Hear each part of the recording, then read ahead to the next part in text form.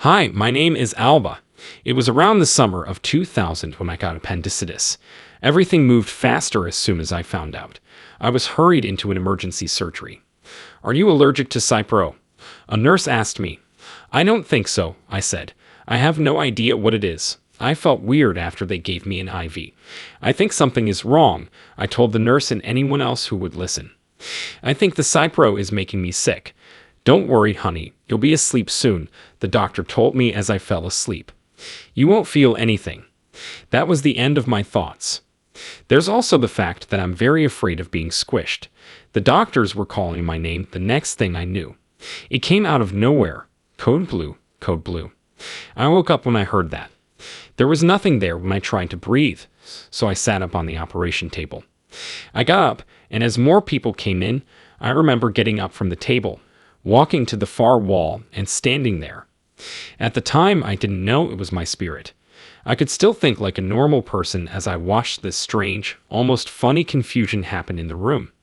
The Code Blue team came in quickly and tried to take charge. The doctor yelled at the nurse, "Pick that up," after she knocked over a tray of tools. He was very angry. When someone else came in, they fell over the nurse who was picking up the instruments.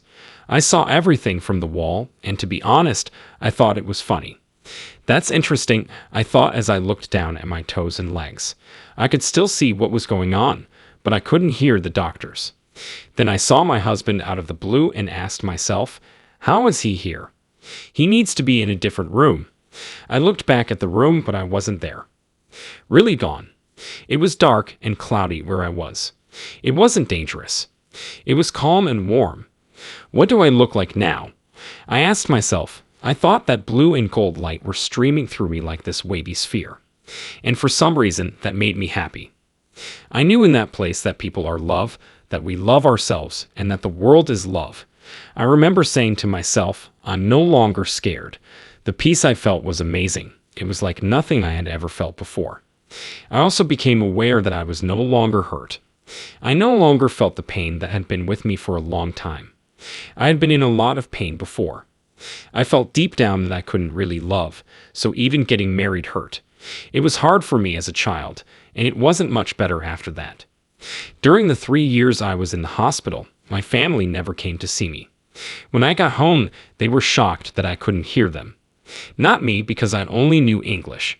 After being alone for so long, I've always had doubts about my love life. A lot of the time, I felt cold and far away, like I was looking in from the outside. But in that dark sky or space, I felt a huge love for all people. I was shocked by that because I've always been a bit of a loner. I started to wonder, where are the angels? After a while, where is the light? Is this going to be my home for life? I didn't mind, strangely enough. It won't be that bad, I thought. No more pain. It's calm. You're by yourself, but you've always been by yourself. It felt like a long time, but it felt like only a moment in that space. I was back in the ITU before I knew it. However, I could not see the operating room before that. I was still in the dark sky, or wherever that place was. It was soft, smooth, and cozy everywhere. I wasn't scared at all. I'm also not scared of much now. Where are the angels? I asked myself. What will happen next? I then heard my name, Alba, breathe. The noise level rose with each call. I didn't want to. I said to myself, I'm not paying attention. I'm going to stay here. The calling got stronger, but I wouldn't give in. Some say that you either feel your body or pop out of your head when the time comes. The moment for me was when I realized I couldn't breathe. Because I feel trapped, panic set in.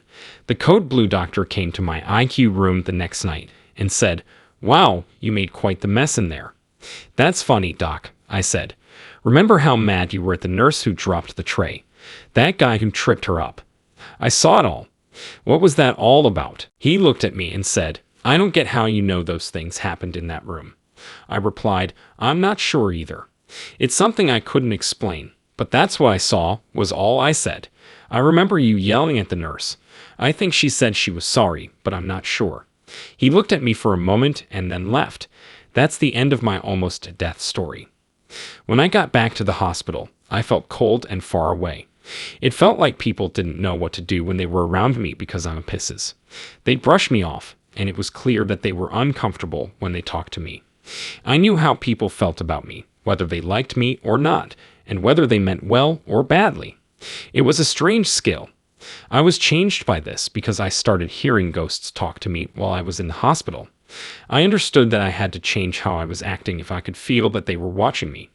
It was not possible for me to live like everyone else. I had to go in a straight line. I saw a little girl the day before I was let out of the hospital. As she spoke to me, she looked so clear that it was almost like she was in 3 dimensions. After I spoke up, the nurse asked, "Who are you talking to?" "The little girl over here," I said with a point. "There's nobody there," the nurse said. It dawned on me that she was probably there to say goodbye since I was leaving the next day for home. I still remember that moment like it was yesterday. I have a lot of little stories like that, but that one changed me. I made more friends and realized that everyone is a person who can love and connect with others. I began to care more about other people, even my kids. I started to understand that everyone has a soul. We all have this inner energy that is working on our souls, even if we don't always know it. These days, when I see someone, I don't just see their body. I can feel and see their spirit. I see people that way most of the time, even though we all have busy, crazy lives. I try to thank them all the time now. When I didn't want people to notice me, I would avoid making eye contact. Now, though, I smile and talk more freely. Before, that wasn't me. Before I turned 50, I never did that. My experience with almost dying taught me how to care about other people, which made me nicer. Everything changed for me. It made me feel free. I understood that the reason I went back, even though I didn't want to, was because I had to. For me, losing my son 10 years after that event has been especially hard. I know he's okay though because of what I went through. At last, he's home and out of trouble. When he flicks the lights on and off or the TV on and off, it shows that we are still connected. He's always having fun, which makes me remember that he's still there. I'll never forget how hard it was to lose my son, but I know where he is and will see him again on the other side. To be honest, I can't believe I'm still waiting. My life has been really hard, and it hasn't gotten better. As a child, my surgeries were a nightmare. Later, they broke, which meant I had to have more surgeries, blood transfusions, and a lot of other treatments. Even though it hurts, I keep going because I know that after all this pain, there is something beautiful. It's every day that I get better, care more, and give what I can. That's what I care about. It's possible to feel better about yourself even when you're sick and tired. It's about getting better and helping each other live better lives. That's what I know, but I'm not sure how it all works. I know I will never have surgery again because it always goes wrong, even though the pain is still there. But I'm glad I almost died because it taught me that we are loved and important in this world.